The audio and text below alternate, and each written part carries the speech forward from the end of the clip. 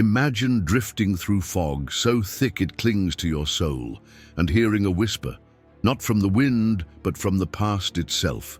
They say the sea forgets nothing, not the broken promises, not the screams swallowed by the waves, and certainly not the pirate stories that never made it to shore. This tale begins with a name the ocean still spits through gritted teeth: Silas Vale, a man who should have died with his ship, but didn't. When Nuestra Esperanza sank beneath the reef, taking 50 men, with her, he was the only one who returned, not by fate, but by something far older and darker than luck.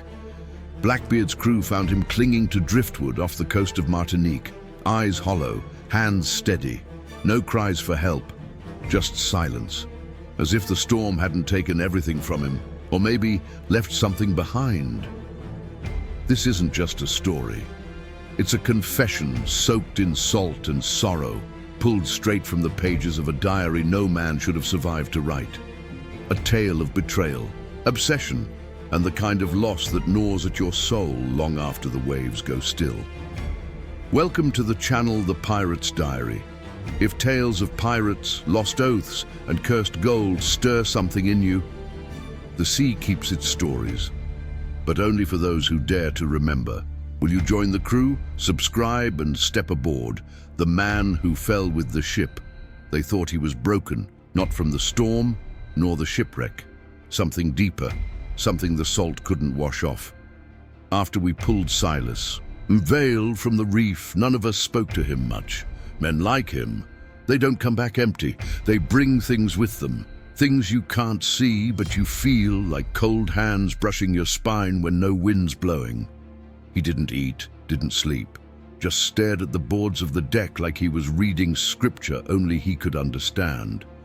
On the third night, I couldn't ignore the feeling anymore. There was a weight in the hull, not from cargo or cannon, but from presence. A hush hung over the lower deck like wet linen. So I followed the silence, down past the rum barrels and rusted chains, to the part of the ship we never used. That's where I found him. Silas was on his knees, charcoal blackening his fingers, sketching symbols across the inner wall of the hull. Curves and marks that had no place in any chart I'd ever seen.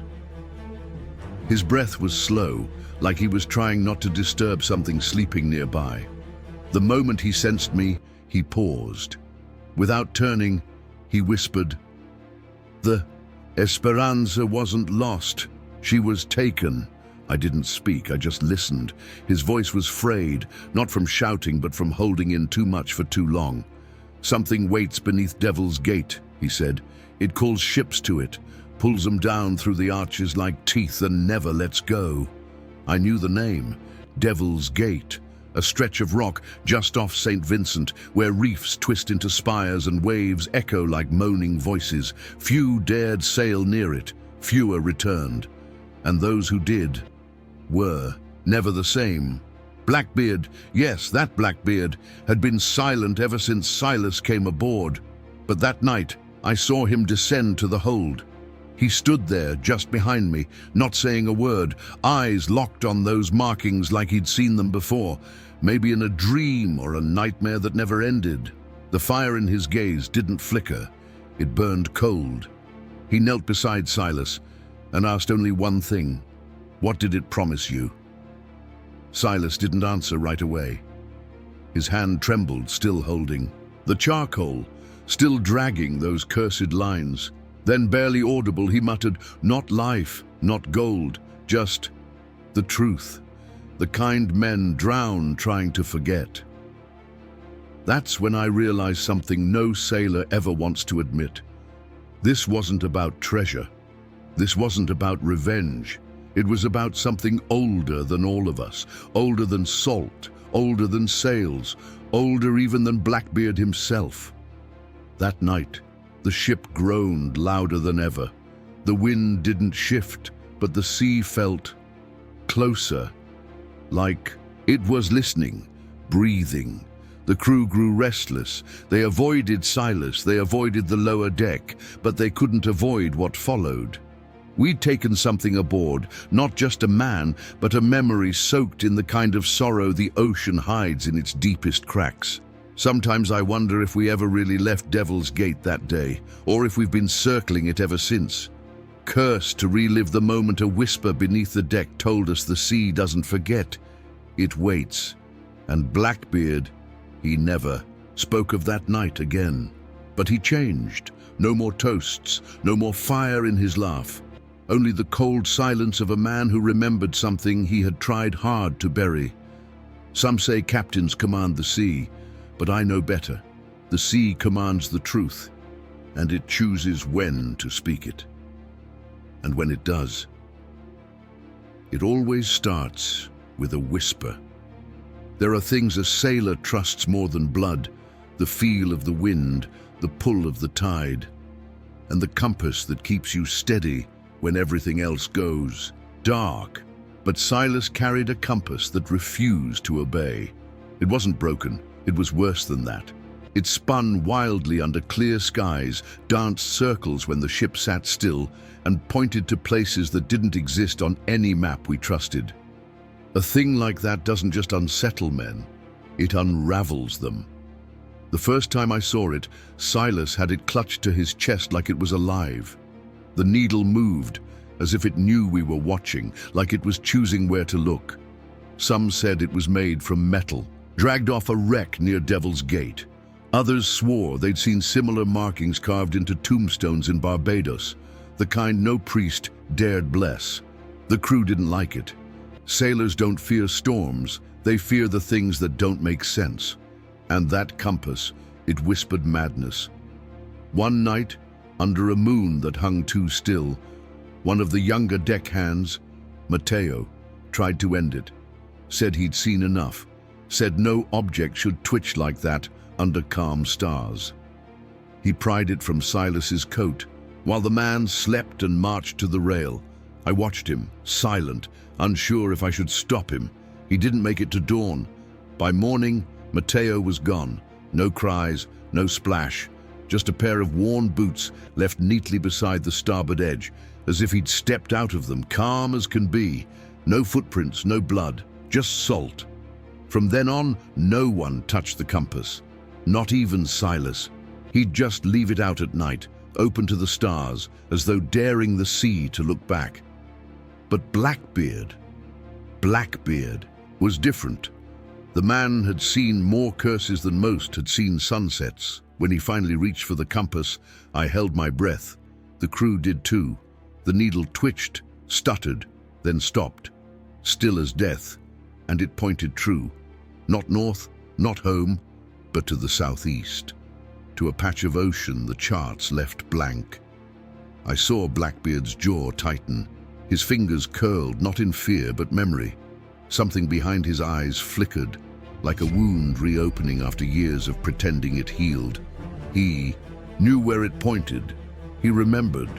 There are places in the Caribbean that even the tide avoids, places where winds shift without warning and skies lose their stars, places where ships drift too long and start whispering. That was where the compass wanted us to go. Later that night, I found Blackbeard on the quarterdeck alone, staring at the horizon. No rum, no flame in his voice, just a whisper. I vowed never to return.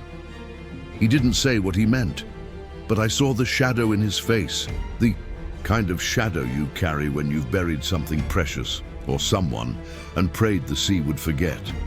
It didn't, and now the compass was calling us back. We weren't chasing gold, we weren't chasing glory.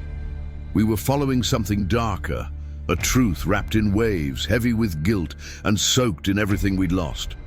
Some say the sea leads the brave, but I've learned it remembers the guilty. And when a compass spins like that, it isn't looking for direction. It's looking for judgment. He held it in for days, maybe weeks. The weight behind Silas's eyes wasn't just grief. It was something festering, something trying to stay buried. It was on a night when the sky bled red over the horizon that he finally broke the silence. We were huddled near the bow, the crew sleeping uneasy below, the sea too still for comfort. And without looking at me, he said, "There was a coffin in the belly of the Esperanza." His voice cracked like old wood. "Not in the hold, deeper, beneath, the ballast, where light never touched, chained shut, marked with carvings I've never seen in any scripture, scroll, or sailor's tale, symbols that moved when you looked too long." He said the captain found it while seeking extra weight to dump before a storm, thought maybe it was gold smuggled in secret. Greed makes fools of all men, but captains, they fall harder. They broke the seal, and what rose from that coffin wasn't dead. It wasn't alive either. It breathed without lungs, moved without sound, stared without eyes. It never stepped into the open daylight. It didn't need to. It spoke through the wood, through the ropes, through the silence between thoughts.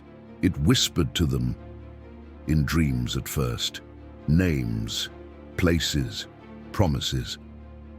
Then came the voices in waking hours, murmurs that slid between the planks, curling into men's ears like smoke. They started to turn, not all at once, slowly, quietly. One would wake in the night, pacing. Another would stop responding when spoken to. Some cried without reason. Others laughed while staring at nothing. It didn't control them, not exactly. It invited them, and they followed. What came next was chaos without sound. One by one, they tore at each other, not for survival, but because they no longer knew who they were. The bonds of brotherhood snapped like dry rope. Friends became strangers. The ship echoed with footsteps that led nowhere and screams that didn't belong to any face Silas recognized. He survived, if you can call it that. He said the last thing he heard before sealing the lower deck and running for the storm-tossed deck above was laughter. Not cruel, not mocking, just empty, like something that had waited centuries to be seen again, and now watched its stage burn. Silas never found the courage to look below again, but he remembered everything.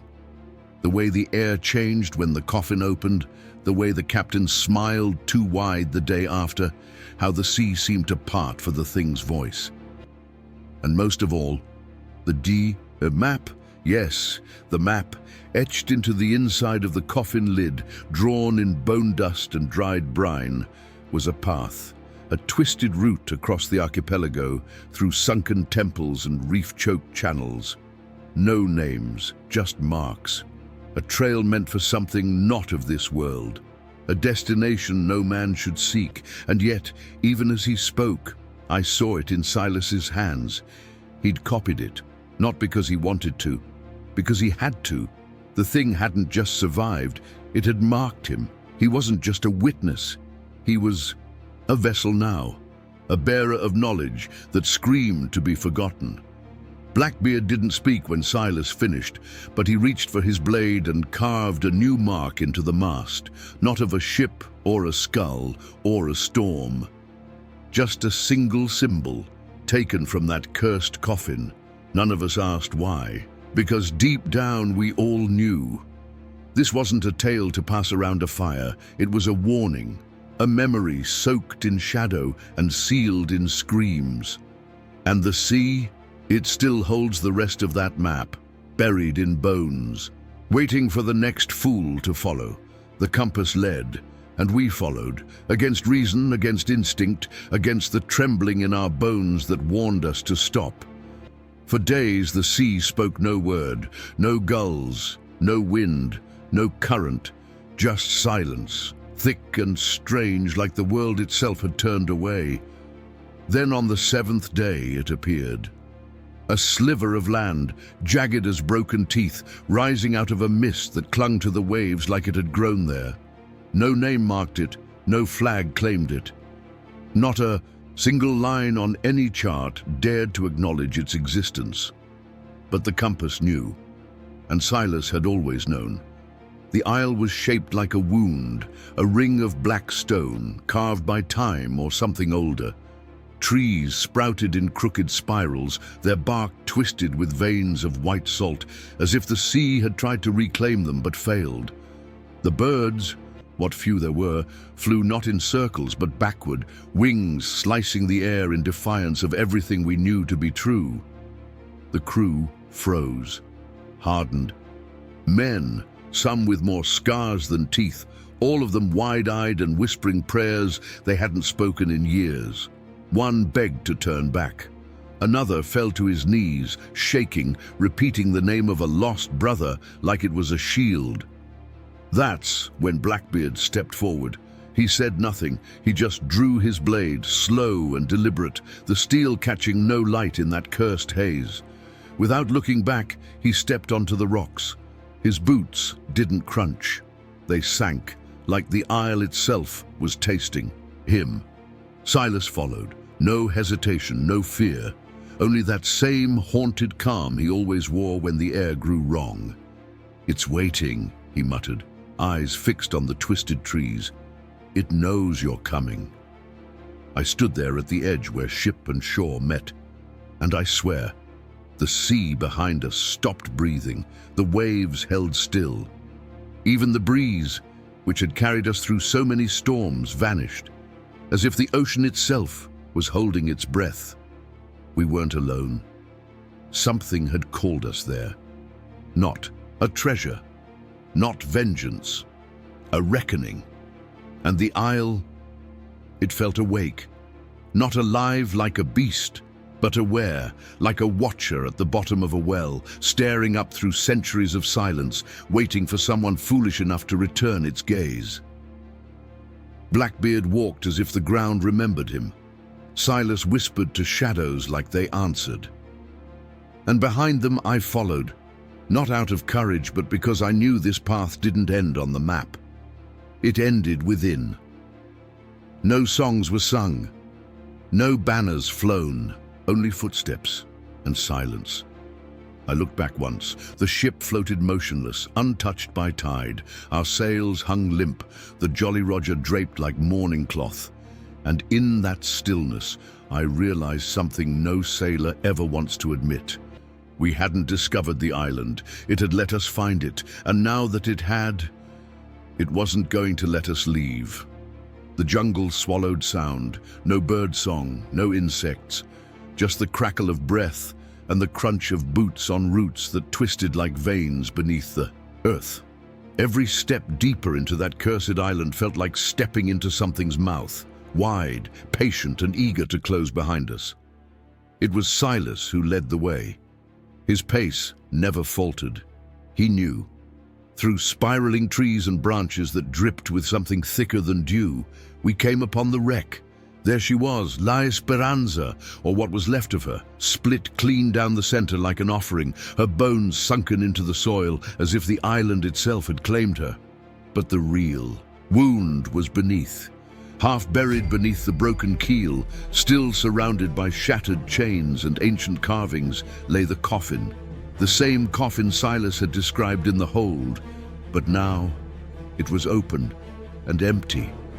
The earth around it had been disturbed, not dug, not torn, dragged, as if something had pulled itself free inch by inch and then stayed close, too close. Blackbeard said nothing, just stared. His hand found the hilt of his blade, but he didn't draw. Not yet. The men didn't speak. Some wouldn't breathe. We all felt it, that thick air charged with something watching, not from above, not from the trees, from underneath. That night the wind returned, but it carried names, whispers soft as sea foam wound through the camp. Names that hadn't been spoken in years, names of children long dead, of brothers lost at sea, of sins we thought we'd left behind. The voices didn't shout, they invited.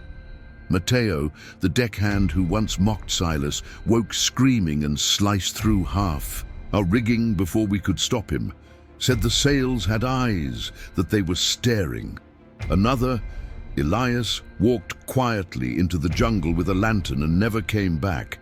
Just his boots, again, lined up at the edge of the trail, like a farewell none of us heard. We stopped sleeping after that. Blackbeard took the first watch.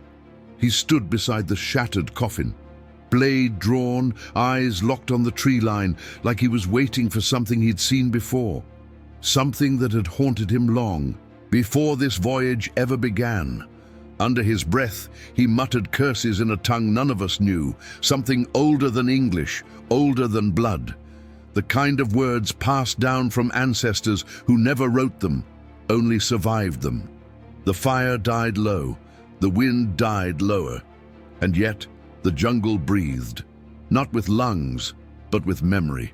I sat with my back to the stones, clutching my flask, watching shadows move in ways shadows shouldn't. They didn't stretch from light. They crawled from silence. The next morning, the compass no longer spun. It pointed straight down. Silas said nothing, but I saw it in his eyes. Recognition, dread, a bond not broken but completed. And Blackbeard, he didn't sleep. He didn't rest. He just stared at that empty grave and waited. Because we all knew now, the thing in the coffin hadn't left. It had risen, and it was still here, watching, listening, calling us by name, one by one. The sky cracked without warning. No shift in wind, no scent of storm, just silence, then rupture. As if the heavens had torn open to spit something out, the first drop hit the deck like ink, thick, oily, wrong. Then the rain came. It didn't fall, it poured, straight down in sheets so black it swallowed the firelight. Within minutes, the sails bled, the wood groaned, the world blurred into shadows and screams, not from us, but from somewhere else. High, low, all around. The kind of sound that twists inside your ears, that knows your name before you remember your own. We scrambled for cover, but the storm wasn't natural. It slid through gaps, slipped beneath skin. You couldn't block it. You could only feel it. In your bones, in your memory. Silas dropped to his knees in the mud, arms outstretched toward the jungle, like a penitent fool at the feet of some ancient god. I told it we would return, he wept. I promised it more souls. I promised it you. His words cut louder than the wind. The crew froze. Some backed away, others reached for blades, but none moved faster than Blackbeard. He crossed the soaked ground like a storm himself, his coat dragging behind him like a shadow that didn't belong. Without a word, he struck Silas with the flat of his blade, not to kill, but to shut him up. The rain kept falling, the screams got closer. Blackbeard stood over him, soaked in black water, jaw clenched tight. You brought this, he hissed. Now finish it. Silas looked up through hair plastered to his face, blood mixing with the rain. His eyes were hollow, not afraid, not angry, just empty, like someone who had gambled with darkness and lost far too long ago. Lightning flashed, but it didn't light the sky. It lit the trees, and in that moment, I saw them. Figures, not men, not beasts. Tall, thin, too still for life. Their bodies like wax melted in the wrong shape, standing between the trunks just watching. No eyes, no mouths, just outlines in the mist. The rain thickened. It no longer tasted of salt. It tasted like iron. One of the crew shouted. Another wept. But Blackbeard didn't flinch. He pressed his blade against Silas's chest, not deep enough to wound, just enough to anchor him to the moment. You made a promise, he growled. Now unmake it. Silas trembled, not from fear, from knowing he couldn't.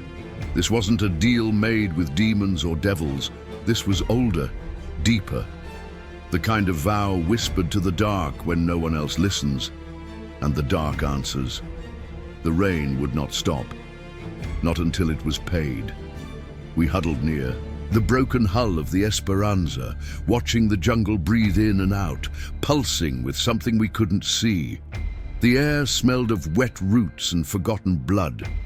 The compass spun again, not in circles, but violently, like it wanted out of Silas's hand.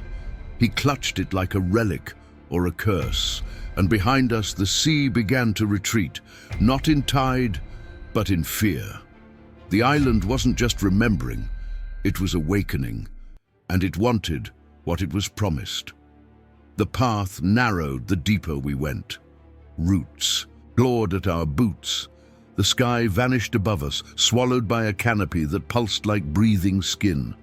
No birds, no breeze, just the weight of everything that had come before, dragging behind us like chains. We reached the heart of the island just before dusk, though the light hadn't changed in hours.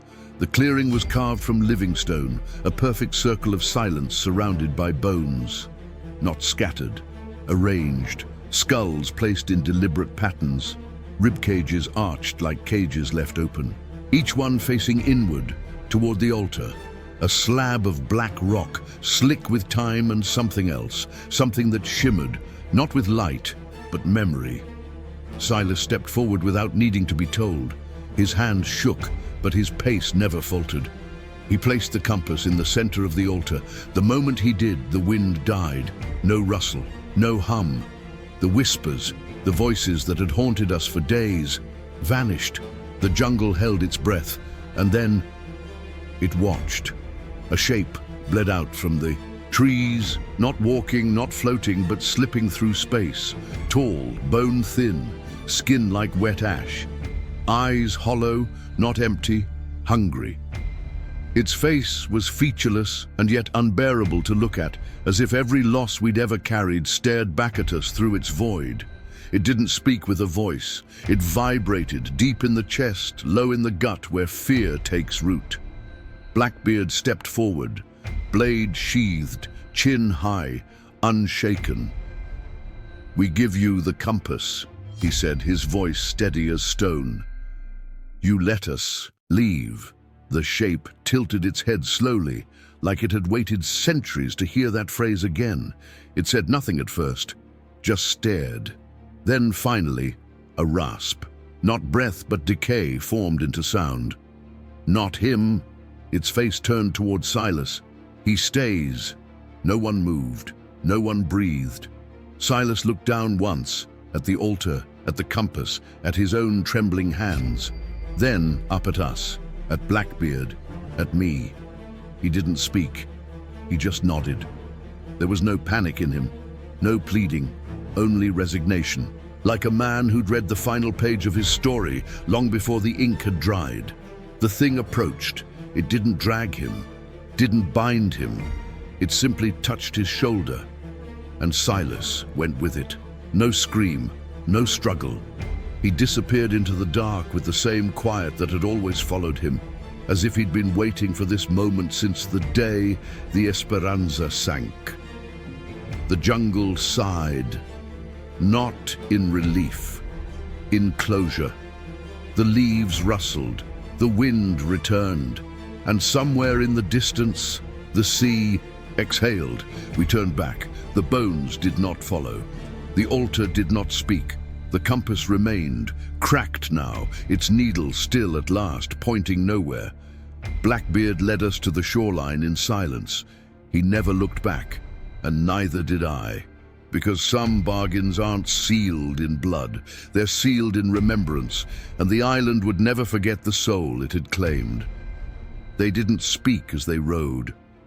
Oars dipped into black water without sound, carving ripples that vanished too quickly. No stars guided them, no wind urged them forward, only the weight of silence, thick, suffocating, hanging over every man still breathing.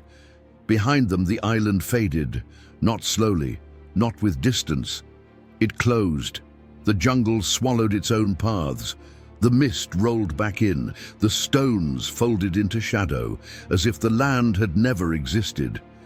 As if what they'd witnessed belonged to a dream too heavy to carry and too dangerous to recall. The boat scraped softly against the side of the Queen Anne's. Revenge. Hands lifted the men aboard with reverence, like returning ghosts. Not one crewman asked what had happened. The fear was too thick, the answers too loud. Blackbeard stood last, his coat soaked, his eyes hollowed by something far older than fatigue. The compass had been left on the altar, that much was certain. What else remained? Silas, the altar, the whispers none dared imagine. Back on deck, Blackbeard said nothing for hours, just stared west toward a patch of sea no map dared name, his fists clenched as if holding something unseen or refusing to let something inside him take root. At dawn, he gathered every chart aboard, all of them, those inked by hand, those stolen from royal ships, even those carved into bone and ivory. He burned them. Not all maps, just the ones that marked the waters west of Martinique. Every reference, every rumor, every hint of that place now lost behind the veil of memory. The crew watched in silence as the flames licked across parchment and oilskin. No one tried to stop him, no one asked why, because they already knew. There are places the sea touches but does not claim, places that even storms avoid, places that call you in, not to kill, but to remember what should have stayed forgotten. When the final map turned to ash, Blackbeard spoke, not to us, not to himself, but to the horizon. There are places even the sea fears, he said, voice low, eyes distant, and debts even death won't collect. Then he turned away.